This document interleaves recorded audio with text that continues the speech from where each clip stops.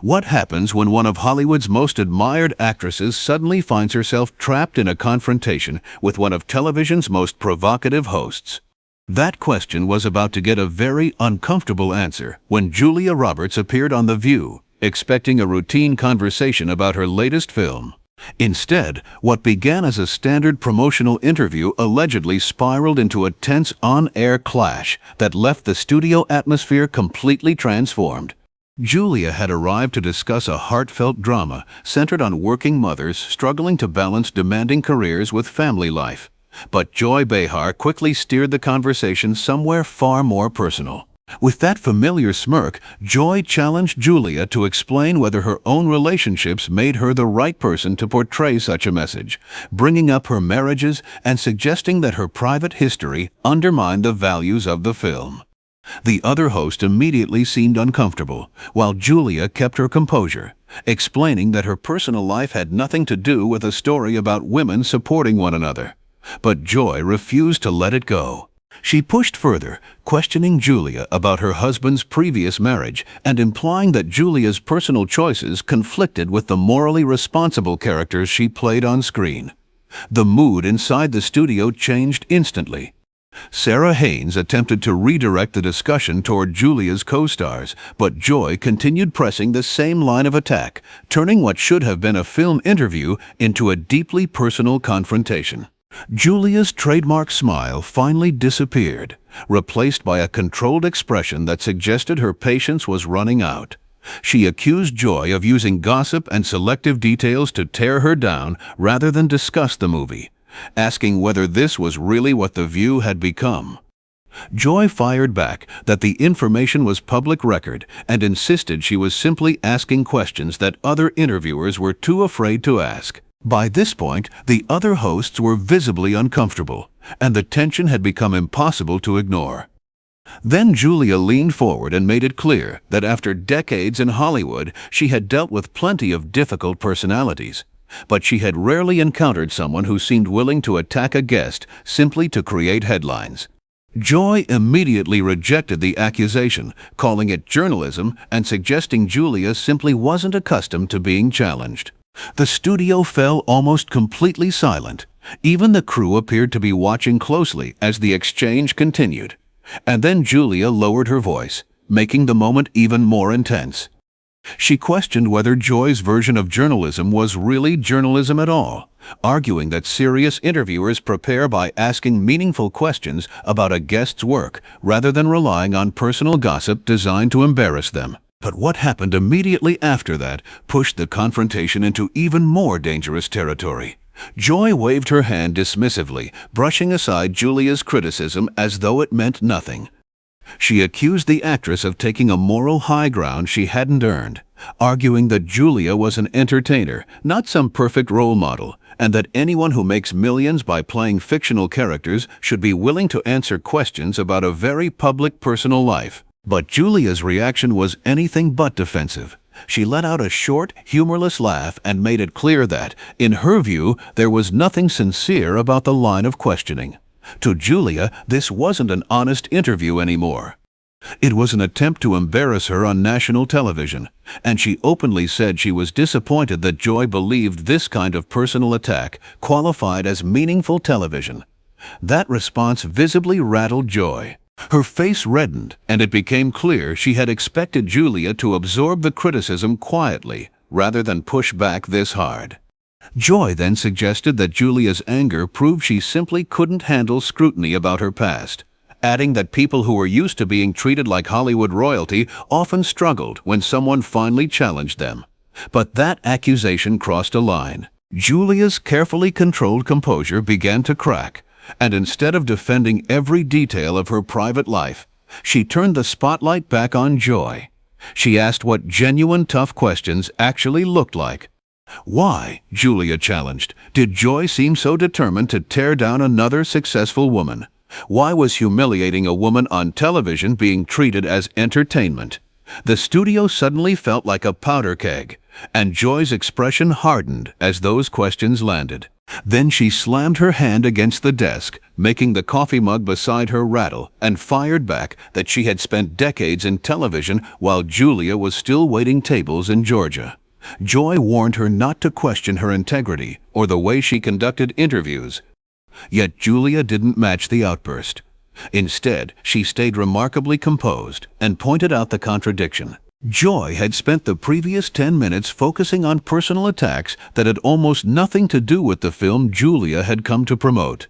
If that was Joy's idea of journalistic integrity, Julia said, then the two clearly had very different standards. And this is where the argument became even more personal. Joy's professional composure appeared to disappear completely as she accused Julia of building an image as America's sweetheart, while allegedly behaving very differently away from the cameras. Whoopi Goldberg finally stepped in, urging Joy to slow down and suggesting they take a step back. But Joy immediately shut the attempt down, insisting she was tired of Hollywood stars arriving on the show and expecting to control the conversation. This was The View, she argued, not a soft entertainment interview. Julia's eyes hardened at the remark. She rejected the idea that she had behaved like a diva, pointing out that she had been respectful from the moment she walked onto the set, and that Joy was the one who had transformed a film discussion into an ambush filled with tabloid-style accusations. Joy laughed bitterly and dismissed Julia's actual profession, reducing acting to dressing up and delivering someone else's words, while insisting that her own job was to ask the questions other people were too afraid to ask. Julia finally raised her voice. She told Joy that gossip wasn't courage, and that truly difficult questions would have focused on the film's themes, the realities facing working mothers, and the obstacles women continue to face in Hollywood. Instead, she said, Joy had chosen cruelty over substance. By now, the other hosts were visibly uncomfortable. Sarah Haynes kept her attention buried in her notes, while Sunny Hostin looked increasingly uneasy. Behind the cameras, producers were reportedly communicating urgently through their headsets, but the segment kept going. And with the entire studio watching, the confrontation was nowhere near finished. Joy leaned back with a self-satisfied smile, as if she believed she had finally won the exchange. She dismissed Julia's accusation of cruelty and argued that a celebrity's personal life was fair game when that celebrity was asking audiences to spend money on a movie centered on family. Julia immediately rejected the premise, but instead of defending herself again, she turned the same standard back on Joy, asking how many former co-hosts had walked away from the show because of its alleged toxic atmosphere, and how many guests had supposedly vowed never to return after being treated badly. The smile disappeared from Joy's face. She called the questions inappropriate and insisted the interview was supposed to be about Julia, not her. Julia tilted her head, almost amused by the contradiction, and pointed out that she thought this was supposed to be about asking difficult questions. If those questions were fair when Joy asked them, she challenged, why did the rules suddenly change when Joy became the subject? The studio seemed to freeze. Cameras moved in tighter, capturing every expression as the audience watched the confrontation unfold without looking away. Then Joy's tone dropped, becoming colder and more pointed. She accused Julia of believing her movie star status made her untouchable and dismissed her as another celebrity with a complicated private life trying to sell the public something. Julia didn't answer from her chair. She stood abruptly, the scrape of the chair against the floor cutting through the silence, and turned the accusation around. She told Joy that the real problem was a career built around tearing other women down, and suggested that Joy's hostility towards successful women came from feeling threatened by them. That struck a nerve. Joy rose as well, facing Julia across the desk, and scoffed at the idea that Julia could possibly intimidate her. Then she delivered a much harsher insult, dismissing Julia as a fading star whose feel-good movie would barely attract an audience. The words landed like a slap. Julia's expression changed instantly, and the anger that had been building finally broke through.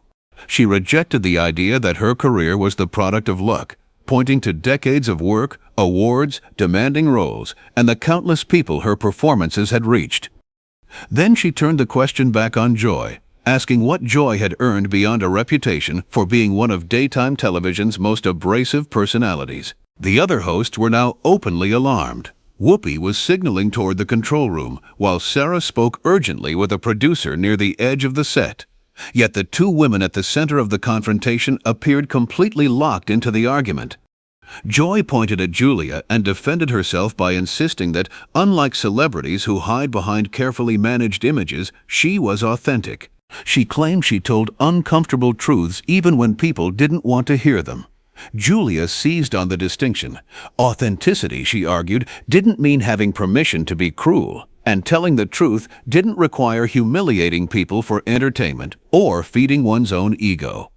Then she delivered the line that changed the atmosphere completely. Joy wasn't a truth teller, Julia said. She was a bully with a microphone. The word hit Joy like a spark near gasoline. Her face tightened with fury. She moved around the desk, and suddenly the distance between them was shrinking. How dare Julia call her a bully? Joy demanded, insisting that she was the one asking the questions everyone else was too afraid to ask. But the confrontation had now crossed into territory neither woman seemed willing to retreat from. Julia refused to give an inch. Instead, she stepped closer, lowering her voice until every word carried through the strangely silent studio.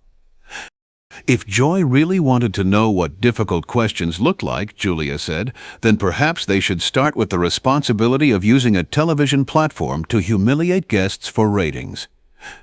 She questioned what kind of interviewer abandons the subject's professional work to attack their private life simply because it creates a bigger reaction. The confrontation had reached a critical point, with both women now standing across the desk and neither showing any sign of backing away. Joy's face flushed as Julia's criticism landed, and she fired back with a far more personal accusation, claiming Julia had manipulated her way through Hollywood and was now pretending to be a victim because someone had finally challenged her. Julia's eyes narrowed. She questioned whether Joy's judgment was based on professional standards at all, or whether Joy was simply projecting her own frustrations onto someone sitting across from her.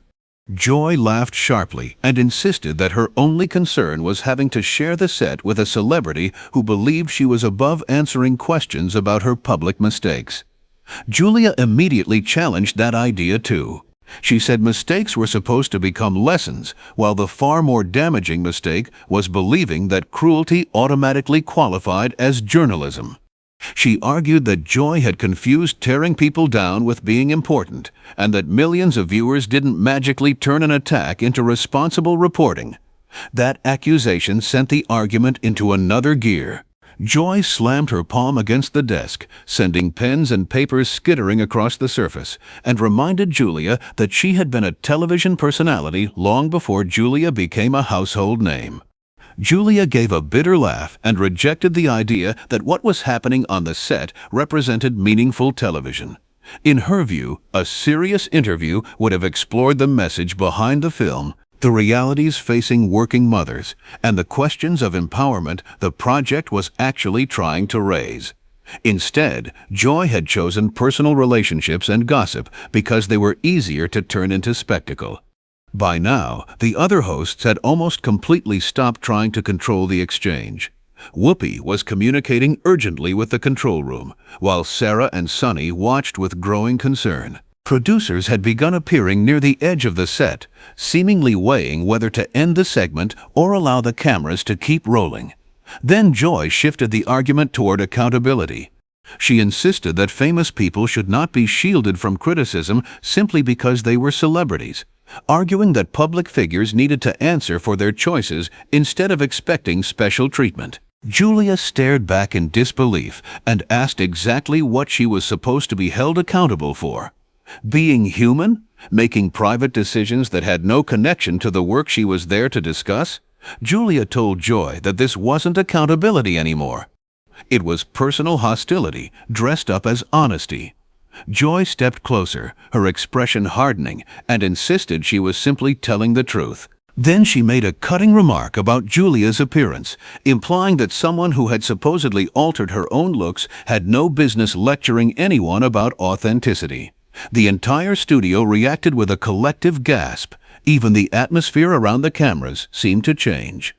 Julia froze for a moment, visibly stunned that the argument had reached that level, before slowly turning her attention back to Joy. She asked, almost in disbelief, whether Joy had really just attacked her appearance on national television.